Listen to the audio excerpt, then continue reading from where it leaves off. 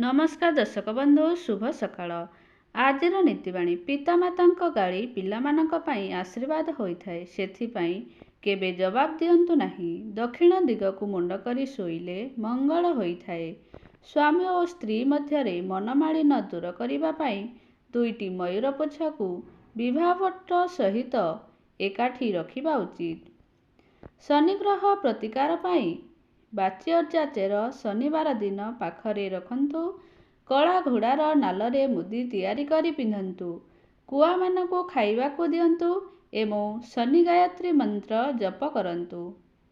माँ माने 5 जगार सिंदूर पिंधिबा उचित। अंगचक्र, सिंथी, कान, गला और चूड़ी रे पिंधिबा उचित।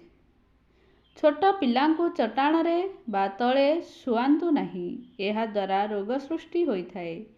पुरुषर डाहण हाथ पापुली और नारीर बाम हाथ पापुली कुंडेई हेले शुभ फल मिलिथाए एवं पुरुष कानरे केश बढ़िले शुभ होइथाए।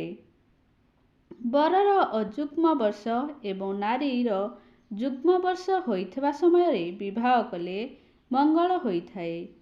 सिंदूर पिंधिबा बेले जदि फरुआटी हाथरू खसी पड़े किंबा मंगलसूत्र छिड़ी गले बा माँ वृंदावती पाखरे दीपटीए जलाइबा सहित बेगुनिया डालटीए भांगीदेवा उचित।